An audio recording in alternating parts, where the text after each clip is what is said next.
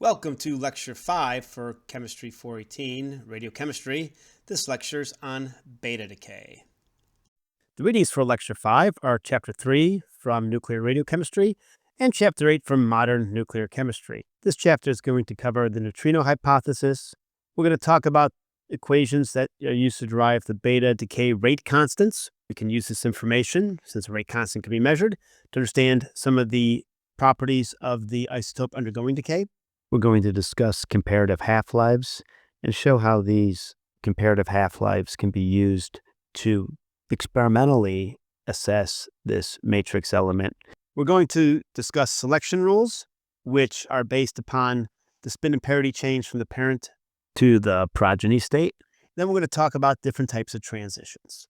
We'll show how these logft calculations from the comparative half-lives can be used to understand these transitions. In a similar way, hindrance factors can be used to group transitions for alpha decay. Okay, the majority of radioactive nuclei are outside the range of alpha decay. Beta decay is a dominant form of decay for radioactive isotopes. It was the second particle that was found from uranium decay, hence beta. It's a negative particle. It has a distribution of energies, unlike alpha, where you would see peaks. Beta decay energies would be a distribution. There's also another particle that's necessary to balance the spin, because there's a parent progeny, an electron. You need to account for a half integer spin somewhere. This is part of the driving factor for the neutrino hypothesis. In beta decay, the total mass remains unchanged, the A remains unchanged, but Z changes. For beta decay, electron capture, and positron decay, we get different changes in the Z. To review what we have already discussed in previous lectures, for beta decay, beta minus, where an electron is emitted, a neutron is converted to a proton. For electron capture and positron decay, an excess proton is converted to a neutron. So during the decay process, the progeny moves down the periodic table. Shown here are examples of the different types of beta decay. Again, this is a review. We discussed this in the first lecture. We have beta minus decay, where an excess neutron is converted to a proton. Electron capture, where an excess proton is converted into a neutron. And positron decay, where a positive electron, antimatter, is emitted, along with the conversion of an excess proton into a neutron. So both electron capture and positron decay move down the periodic table. The half-lives for these beta decay processes can vary from a few milliseconds to 10 to the 16th years. You can see that this is a little bit different than the range for alpha decay. On a subatomic level, we could think of beta decay involving a few mechanisms. For instance, here's a neutron that's composed of 1 up, 2 down quarks. It gets converted into a proton, where one of these down quarks gets converted to an up quark with the emission of some particles, electron, and the antineutron. For a complete picture with the weak nuclear force, the beta minus decay is actually through the emission of a W minus boson, where the positron decay is the W plus boson, and these bosons have some properties, and these bosons have integer spin properties and are force carriers. For the remainder of the course, we will ignore the contributions of beta decay from these W minus and W plus bosons.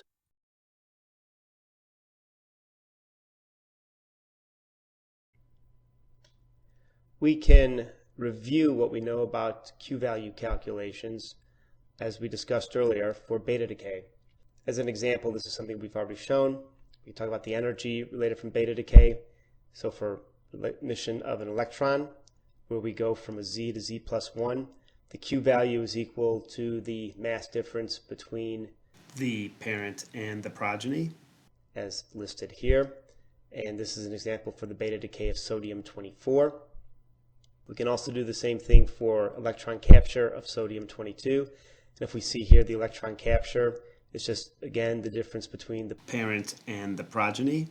For positron decay, which we're not going to give an example of, but we've given an example earlier for the Q value, we need to include 2 electron mass.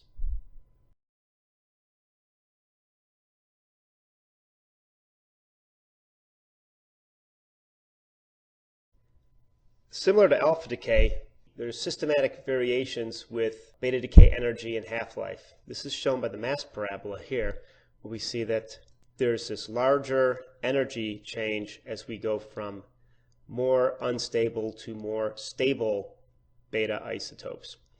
However, unlike alpha decay with the Geiger-Nuttall equation, there's not as strong a relationship, this linear relationship, as what's observed with alpha decay. And what we're going to see is that beta decay half-lives really depend upon variations in spin and parity. Now, there are some trends that we can observe for beta stable nuclei. We look at a mass parabola for these odd A135. For most odd A isotopes, there's one beta stable nuclei. And if we look here, this is the barium 135, which is the most stable, sits at the bottom of this mass parabola. However, for even A, you can have up to 3 beta stable nuclei, and you can evaluate this by inspection from the chart of the nuclides. Some odd nuclei near the stability valley, for example, copper-64, can decay in both directions. As we see with copper-64, it has a beta minus and a beta plus positron emission. So both these form even nuclei. That's one of the reasons that you can drive this stability. And also, as we already discussed in the previous slide, beta particle energy is not discrete. There's a continuum of energy. And as we look here, you can find an electron emitted from the nucleus from a range of energies, and the same thing with the positron emitted from the nucleus for this copper-64 decay. This is unlike alpha decay, where you get very discrete energies.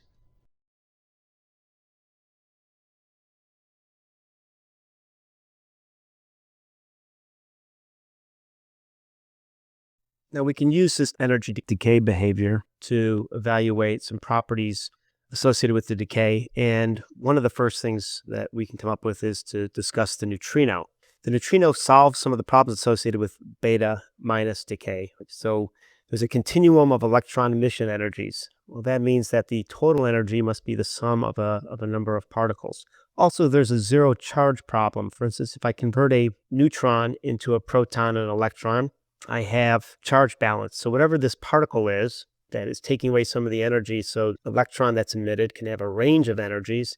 The non-electron particle cannot have a charge. It also has a very small mass, because we see that the electron energy that is emitted from beta decay can actually go up to the Q value. So when we say small mass, we also mean possibly no mass. And it needs to be an antiparticle, because we are creating a particle, an electron, so we need to create some antimatter. It needs to have a spin of 1/2, so it can couple initial and final states and overall conserve angular momentum. We need to balance this reaction of a neutron to a proton plus an electron.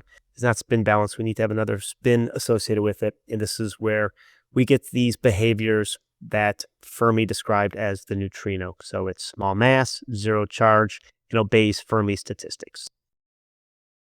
One of the properties of this small rest mass of the neutrino is that it's very difficult to detect. 2 routes to detect neutrinos through inverse beta decay are listed here, where the reaction of a neutrino on chlorine-37 makes argon-37.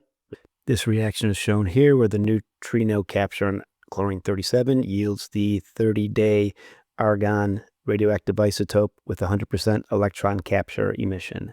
This is the primary method which is employed for the neutrino detector in the homestake experiment, where the target is tetrachloroethylene. And then after exposure to solar neutrinos over time, the tetrachloroethylene can be sparged and the noble gas argon-37 can be removed from the tetrachloroethylene and detected through its electron capture. This would indicate the presence of neutrinos that have resulted in the formation of the argon-37 through the inverse beta decay reaction. Now, antineutrinos are emitted in beta minus decay, and neutrinos, since it's matter, are emitted in positron decay, since positron is antimatter. And these neutrinos are created at the moment of emission. So the reaction here for a neutron going to a proton, an electron, and an antineutrino, and a proton going to a neutron, positron, and a neutrino. The spins of these neutrinos are involved in assigning decay, so they can have either spin up or spin down property. The electron and neutrino spin can be aligned or anti-aligned during decay. So if they're aligned, if they're parallel, the spins will sum up. The spin change will be on the order of 1, either +1 or -1. If they're anti-parallel, they cancel, the spin change will be 0. So there's two possible alignments for creative spins. One is Fermi, where the spin change is 0. These are dominant at low A isotopes. And Gamow-Teller, where the spin change is 1.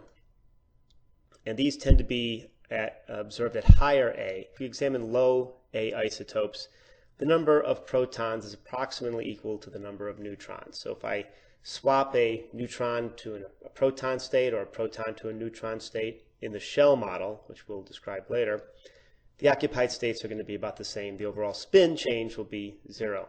This isn't true for Gamow-Teller, where as I go higher in A, I tend to have more neutrons than protons. So if I take a neutron and convert it to a proton state, that spin change will be non-zero and it tend to be on the order of 1. Sources can have a mixture of Fermi and Gamow-Teller spins. These spin types can be used to define the decays. The positron, which is emitted during positron decay, was actually postulated before it was seen. In 1931, relativistic equations could be solved for electrons with positive energy states, so basically the opposite of an electron. What also is known is that pair production, in other words, the creation of a positron-electron pair, can be performed by a photon in a nuclear field. This is one way photons interact with matter. If you have a high enough photon energy, well above 1 MeV, you can actually create an electron-positron pair.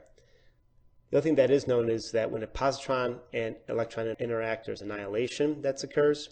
So there's a conversion of mass to energy when they interact, is what's shown here.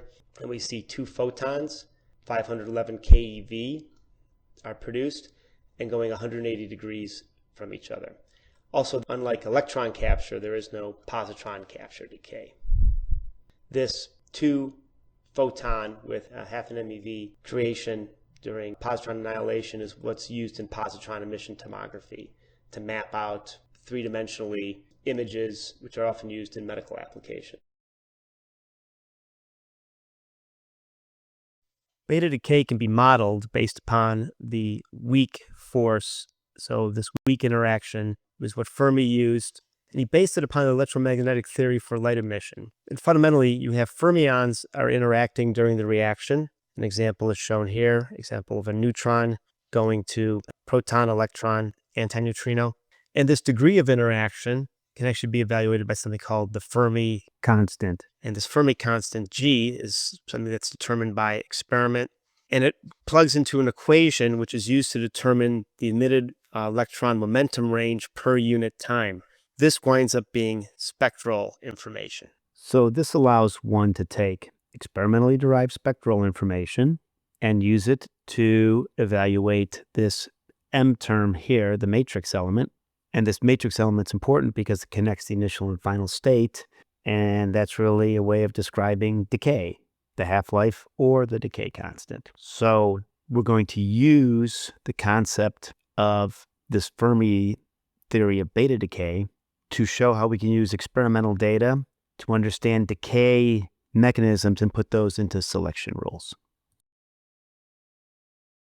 Now, this weak interaction equation that's shown here has a number of different components to it, and it gives a momentum spectrum, and we can convert this into an energy spectrum. Experimental data. Some of the terms that are involved with this is the electron wave function, shown here, the neutrino wave function, shown here, and if I take the square of the absolute value, use this to determine the probability of finding the electron and the neutrino at the nucleus.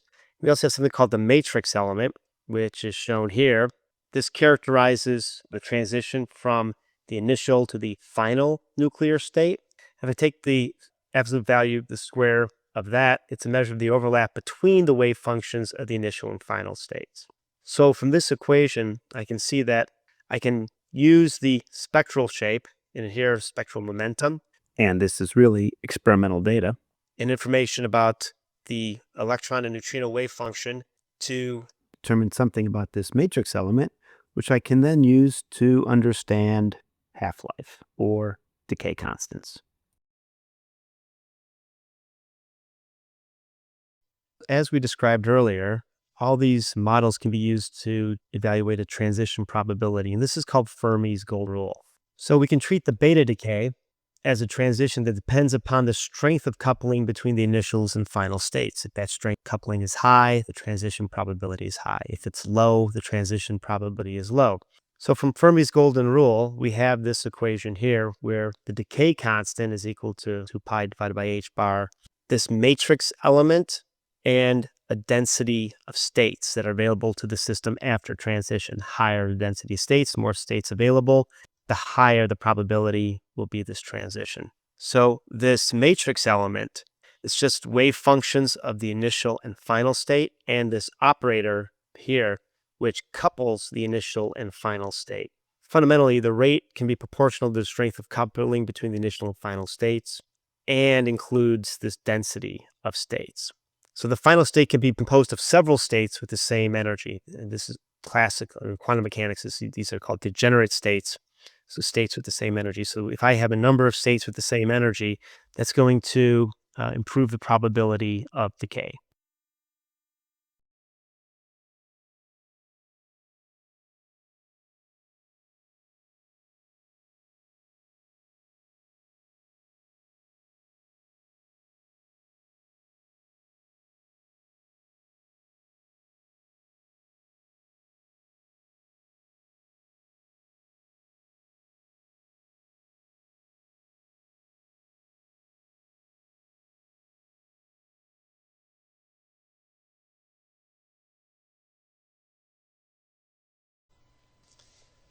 We can use this information to develop something called comparative half-lives. This is based upon the probability of an electron energy emission coupled with the spectrum and Coulomb correction. And we're going to call this Ft, or F naught T1 half. This is basically a comparative half-life for a transition, where our decay constant is equal to log 2 divided by 1 half is equal to K, our matrix element, and this F term. Our K term, well, that's a mixture of a number of constants and a Fermi term. And this F naught state is an integration of all the energy states that are possible for this decay. This assumes that the matrix element is independent of energy because we're not changing it as this energy changes, which is true for allowed transitions, not necessarily true for forbidden transitions. So we can look at this Ft, or F naught T1 half. It's a comparative half-life, and this could be thought as a half-life corrected for differences in Z, right, which accounts for a Coulomb behavior, and W, which is the total kinetic energy. There's a rapid way for estimating Ft and energy. We will go over some equations that can be used to determine the log Ft for beta minus decay, positron decay, and electron capture. Additionally, there is a website where the URL is shown here from Brookhaven National Laboratory for inputting data and evaluating the log Ft values for the different beta decays.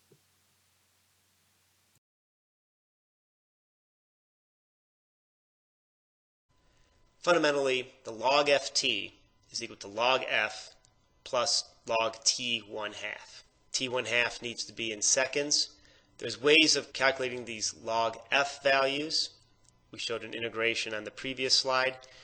Here we're going to have three equations that are listed here for beta minus, positron, and electron capture, where all these equations are going to be our functions of the decay Q value and the Z of the progeny. I can determine the log F value. If I get the half-life in seconds, well, the log Ft is nothing more than the log F plus the log of the half-life in seconds. By doing this, we can get a range of log Ft values that basically break decays into allowed transitions, first forbidden, second forbidden, third forbidden. I put two tables here that you'll find in the different textbooks that describe the ranges for the allowed and the forbidden transitions.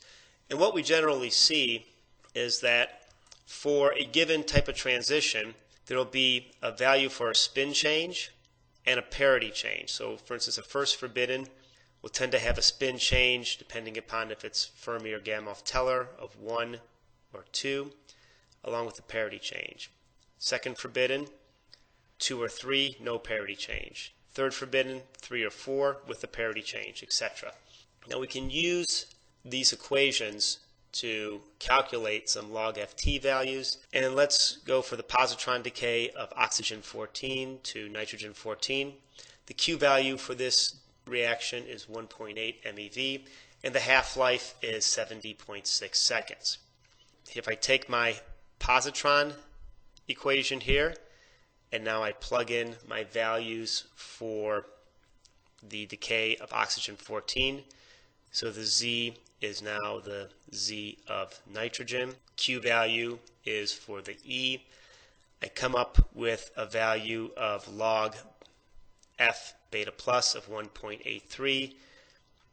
T is 70.6 seconds. Log of that is 1.84. I get a log FT value of 3.67. And that fits into a super allowed category. On this figure, it would be between super allowed and allowed. And what we do see from the log FT value that the transition is allowed. We can perform another log FT calculation. Now let's use the beta decay of bismuth 212. The Q value is listed here. We need the Q value in MeV, so it's 2.254 MeV. The half-life is 3,600 seconds. Well, we actually need to get the beta decay half-life, which winds up being 5,625 seconds. Remember that this is a 46% beta branch, so we use one of the equations that we discussed earlier. If I use my equation for the log F beta minus, I have this equation. I plug in my half-life, I plug in my Q value, and 84 for the Z of the progeny polonium. My log F is 3.37. My log T is 3.75. I get a log FT value of about 7.5. And I actually compare this to what's listed in the table of the isotopes. As you see here, these values here are my log FT values for the individual transitions. So this bismuth 212 going from a 1 minus state to a 0 plus state has a log FT of 7.3 listed here. We calculated to 7.5. That's a pretty good estimation. We will see that this is a first forbidden type transition based upon the value. Regardless if the value is 7.48 or 7.3, they would both indicate first forbidden. So what drives these changes in these log FT values? Let's examine it for mercury 205. Here are these log FT values. What we see is that the decay in beta is really driven by the change of the spin and parity from the parent state to the progeny state. The lowest log FT value is for a 1/2 minus to 1/2 plus state. And we see that these transitions, if we were to try to go from a 1/2 minus to a 5/2 plus state, we have the highest log FT value, and that's driven by this overall change in spin. We could go from this 1/2 minus to this 1/2 plus state. However, the energy transition is not the greatest. For the same spin and parity transition, the decay with the largest energy transition is often favored.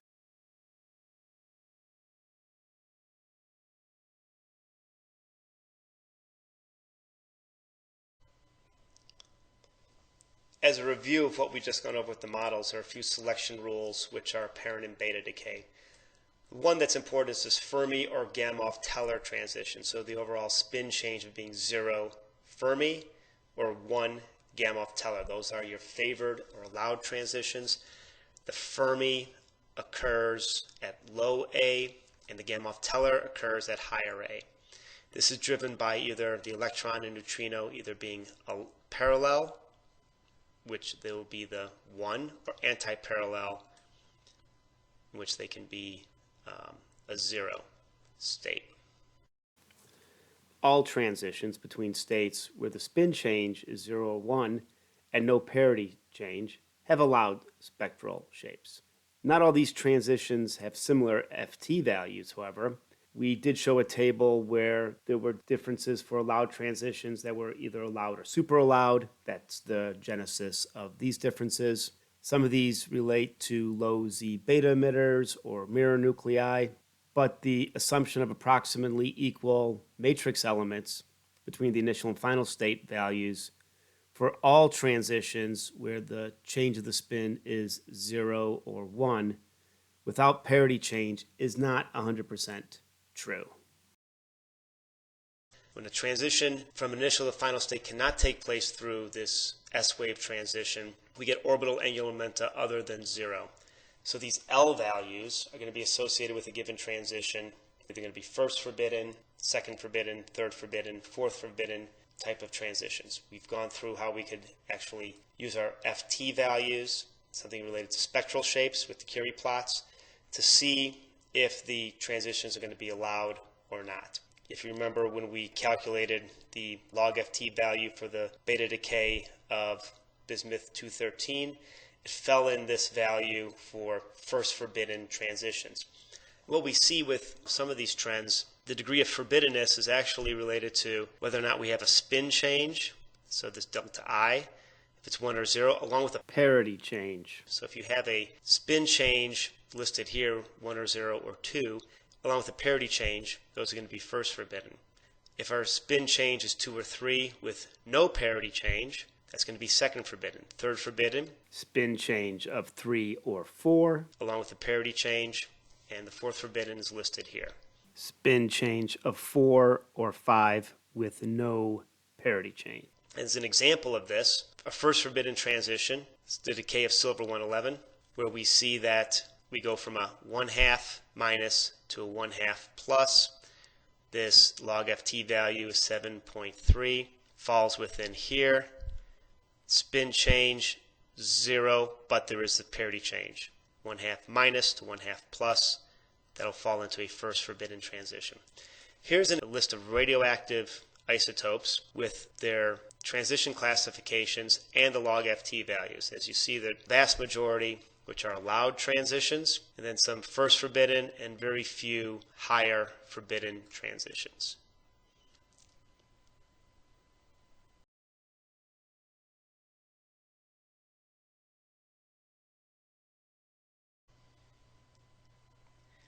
In closing out beta decay, we'll add one more beta decay method, the double beta decay.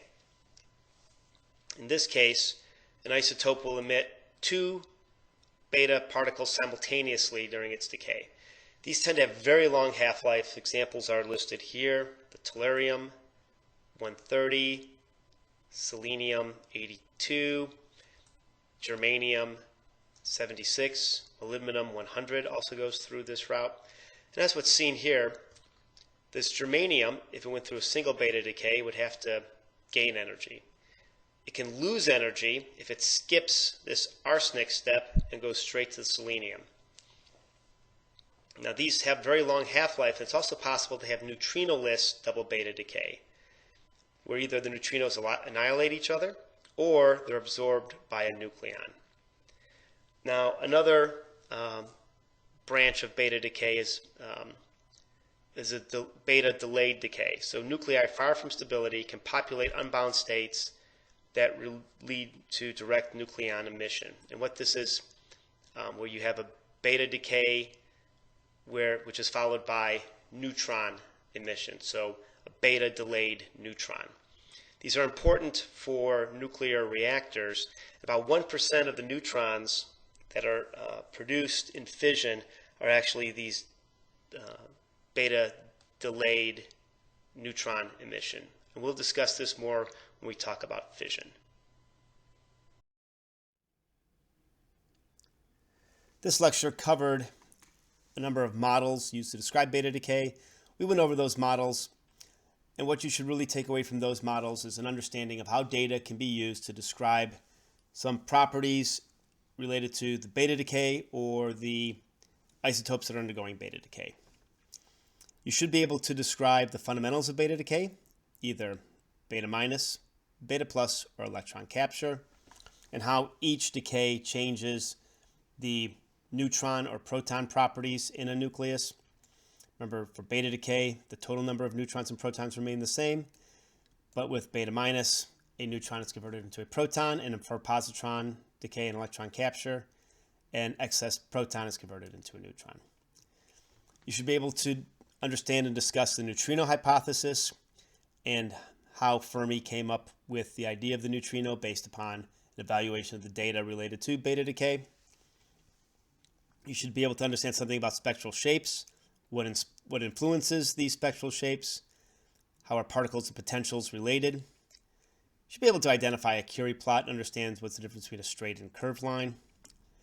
You should be able to look at some calculations for beta decay rate constants and understand the selection rules, particularly this logft values, how we can calculate logft's, and how do those values compare to the spin and parity of the parent and daughter states.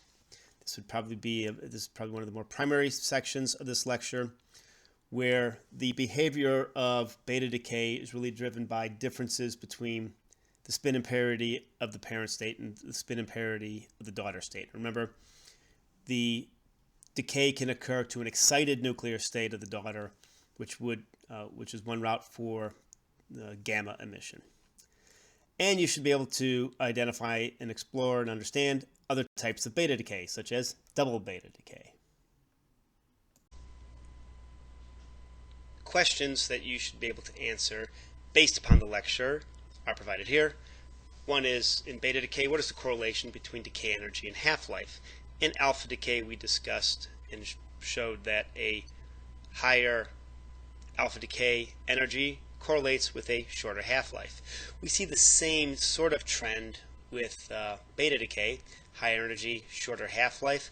However, we see a stronger influence on spin and parity change. We even discussed whether or not a transition can be super allowed, first, second, or third forbidden. We talked about how that forbiddenness or allowedness is related to whether or not there's spin changes and parity changes. We also discussed how one could evaluate these transition types in terms of logft. The higher the logft value, the more forbidden the transition is. Again, the larger the spin changes, you tend to have more forbidden transitions. And transitions that incur a parity change tend to be forbidden, and they're odd forbidden, so first and third, if we had fifth, etc. What is the basis for the theory of the neutrino emission in beta decay? So this was developed by Enrico Fermi. There are 4 properties of the neutrino that account for beta decay. One is that the neutrino should have no charge. For instance, if we have a neutron going to a proton and an electron, this is charge balance. The particle that's produced, the neutrino, the little neutral particle, should have no charge. The particle should also have small mass. We see that the electron energy in beta decay goes all the way up to the Q value, so since there's 2 particles that are emitted, one of the particles can have all the energy. If there's another particle that comes out of this continuum, for instance the electron and the antineutrino, the energy would need to account for the mass of the antineutrino, and since the electron can go all the way up to the Q value, you could say, well, the neutrino should have no mass to account for the fact that the electron can consume all the energy even though another particle is being produced. The particle should also be an antiparticle. For instance, the neutrino, when we talk about the neutrino in beta decay, we're actually really talking about the antineutrino. If we have a proton and an electron produced, we need to produce an antimatter particle. That's the antineutrino. Conversely, if we talk about positron decay, where positron, which is antimatter, is produced, the neutrino is matter, so we talk about that's actually the neutrino. And also, this neutrino should have a spin of 1/2 and obey Fermi statistics. Since a transition where a neutron going to a proton plus an electron is not spin balanced, there's need for another fermion to account for a spin of 1/2 and balance the equation.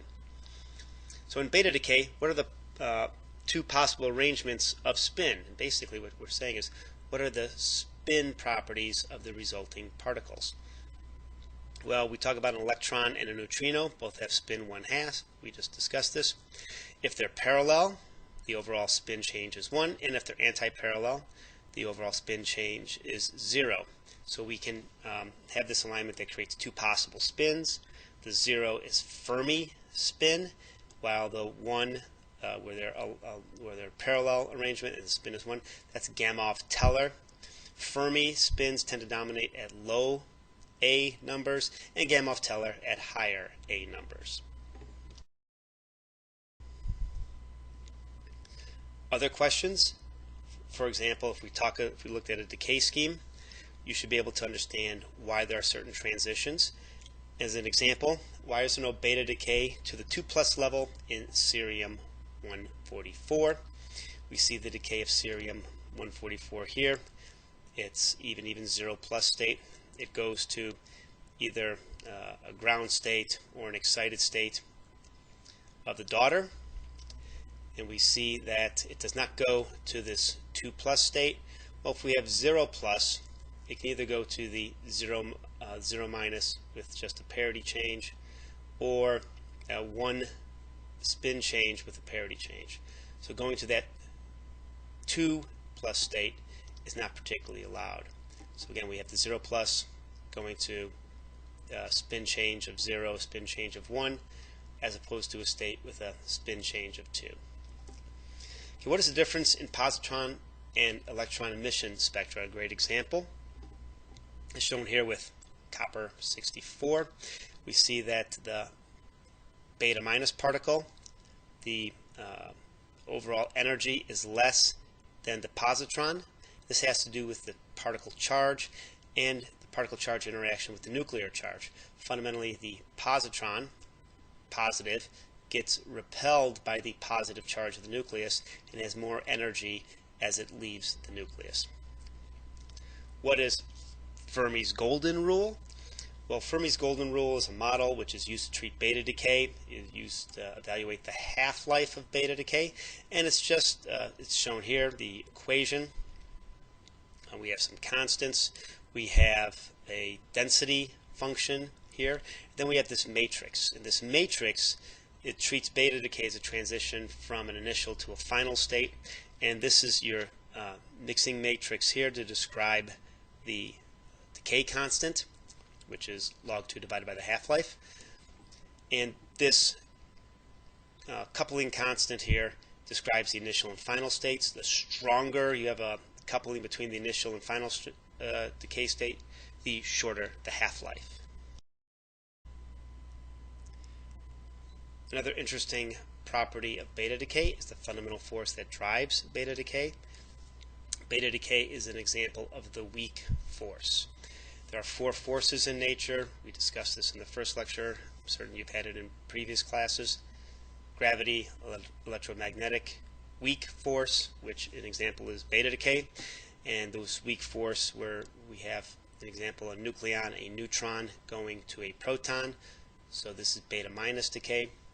And you can imagine that on a subatomic level, here's a neutron which is composed of 2 down and an up quark, and during this decay, this down quark converts to an up quark, converting the neutron into a proton.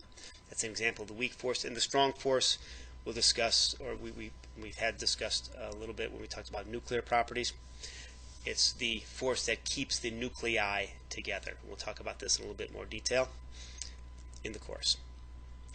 So what is the basis of Fermi's model for beta decay? It actually exploits some of this force. It's based upon electromagnetic theory for light emission.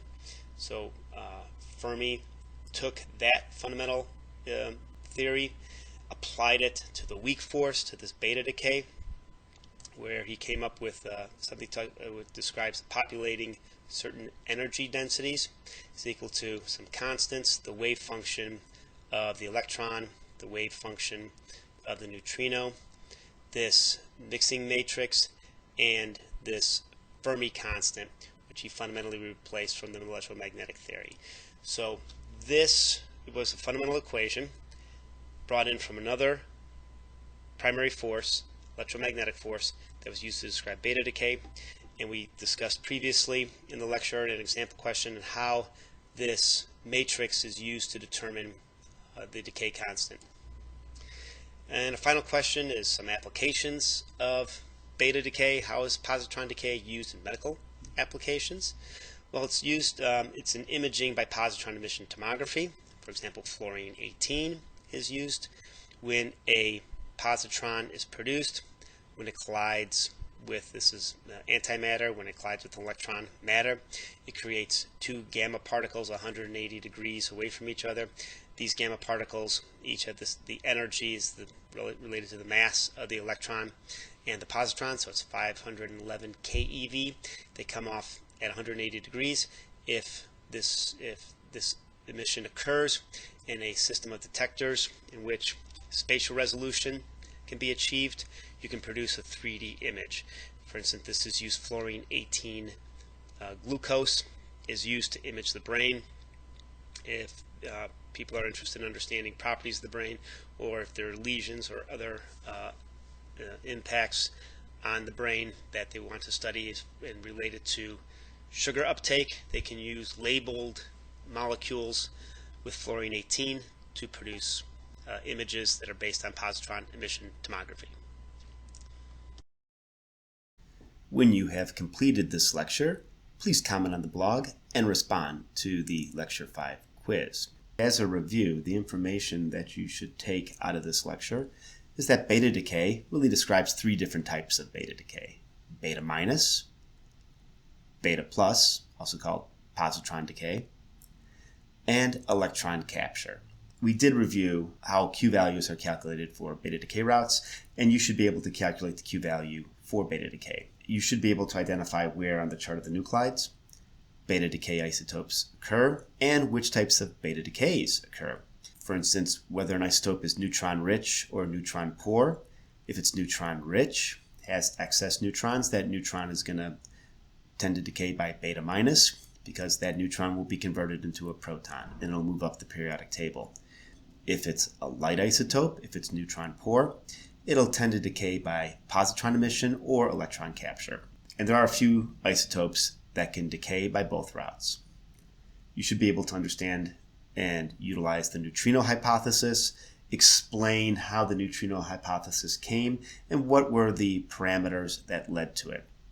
You should understand spin in beta decay, how changes in spin and parity impact the beta decay routes, and probabilities of those decay.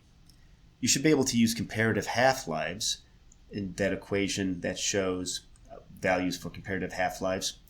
You should be able to assign transitions based upon those values, or the changes in spin and parity and those transitions. You should also be able to discuss the existence of other beta decay modes, for example, double beta decay. Now, there are a few models that were presented in this lecture showing the weak nuclear interaction relationship in beta decay. You should understand the concepts that were described in these models, but you won't be responsible for using the models to perform calculations.